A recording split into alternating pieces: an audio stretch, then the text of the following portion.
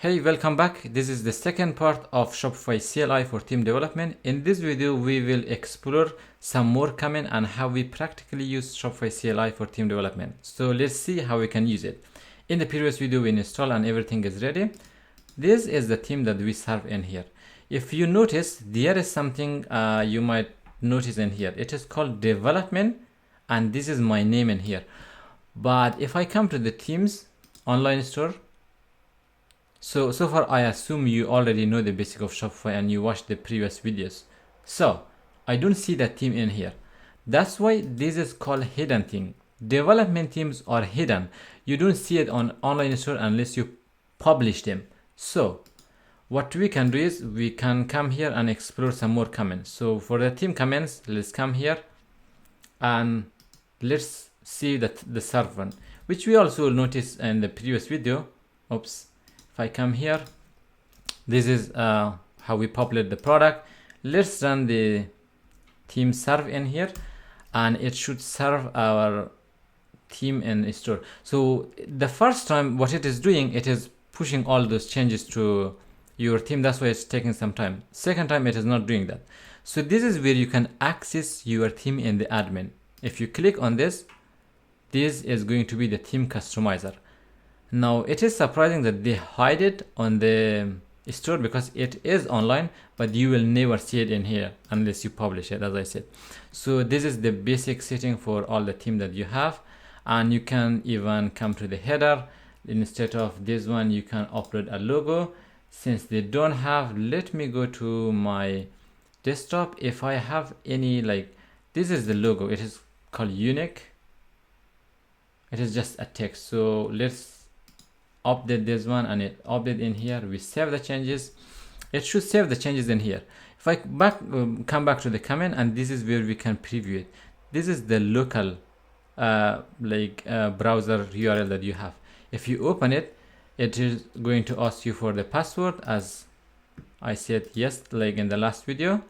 You can come and find the password under preferences, and you can paste your password. This is the front store password that you have. Now you have access to this in your local machine. See the logo in here? It automatically grabs those changes from live theme that is in here. You can bring some other changes also, and let's start by changing this icon in here. So I really like to change this icon to something else. Now what I can do is I can just search for this one in my themes. This is the theme that we have. Let's search for this, and this is the icon. Okay, cart empty. Now instead of that, I will go to a website called Feather Icons. They have some great icons. If I search for a bag in here, this is a shopping bag. Probably I like this one better than that, so I will download this one. Let's go to SVG. It has the same like small SVG, except they have all these classes. Now if you put it in here, this is the same thing almost. So what I will do is I will copy this class and add it in here. Let's remove this, and yep, this is all we need. If I save it now, let's run the command and see this one updated the cart empty.liquid. We will explore more on how it is working, but for now, like, it is just the basic setup. Now if I come to the local host, you can see this is the icon that was updated. And let's check out in the online store. If I refresh it, is this affecting here also? We refresh it, this is also affecting the live store. In the live that you have here in the store, you only bring the changes, and that is all you need to do. For now, we just update this icon. I know it is too big, we can make it smaller, but for now that is not what we do. We just update the icon, and it looks fine for me. So you can come here, it has some height and width, but still, let's make this 20. We save it. Let's come here. It just update everything. It is still too big. I think, yeah, these icons are set in here. So in the base.css. Now we can do that also. If we search for these changes, cool, it is in here. Now we will come, and inside this one we have an icon. So this is the changes that they have in here. 4 rem is a lot. No, what I will do is I will put 2 rem in here. Now the icon is much smaller, so we can bring more customization. That was just a test that I did. So, and it is affecting in here and everything is fine. Now let's try one more thing. After doing all these changes, I am going to stop the comment, and let's say I come tomorrow and I do a theme serve again. Now it did the theme serve. Now let's refresh the page. It should still run in the same one. Okay, if we refresh the live theme, and everything is working fine and everything should be consistent. In the past there was a bug where the bug still exists. Where is my logo? Now you notice this is an issue. I updated the logo, everything was fine, but it replaced that for me here. It couldn't replace this file, but it replaced the changes. If you notice that I updated the logo and the logo is gone now, just by running a theme serve. Now of course I cannot develop a theme overnight. I will do it over weeks and months, and every day when I come, I will run the Shopify theme serve. All the changes I have done on this store will be gone. It is not only changing the logo, it is like changing the whole layout, and all those changes will be gone. This is the number one issue, which is very annoying, and I don't know how they fix it. So this one should be fixed, because when I bring all the changes, it should fix that. Now let's do another comment. Theme Shopify theme deploy. Let's see if the deploy comment exists. So you saw the number one issue, which is a big issue. I have developed like Shopify theme and bring the changes every day, and tomorrow when I do the theme serve, it is gone, which was very annoying. Now let's do the other comment called push. The push should upload it to Shopify and overwrite the remote file as specified. So let's run this. Instead of deploy, we have push. So it is going to say where you want to push it, either in the DOM, which is live, or in the development that you have in here. Now it is like theme deploy.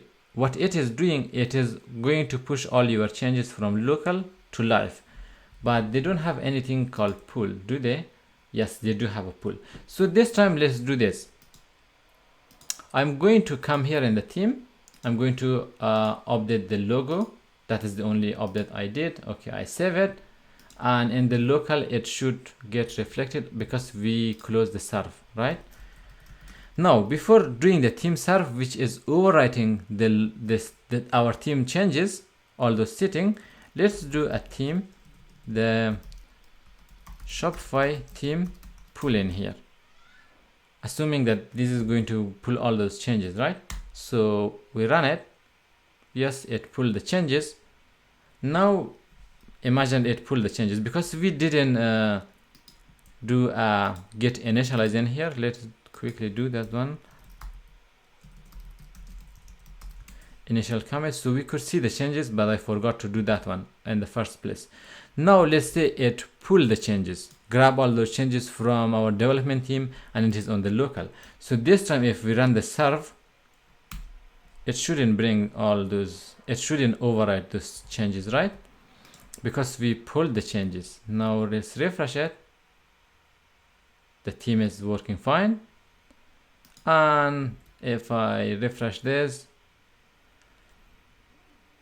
finger crossed, it should work fine. Yes. Now that is the fix. So at the end of the day, when you finished everything, you have to do a theme pull to bring all those changes from the store, from the theme that you have in the store, all the setting that you do in here, and then you do a commit of, let's say, production sync or anything like that. So that is the fix. But still, if you don't know, if you are like me in the beginning when I was developing the theme, doing all those like changes on the theme, and at the end of the day, tomorrow you come do another theme serve to continue your work, everything was overwritten. So that is something you have noticed. I hope this video has been informative and help you also.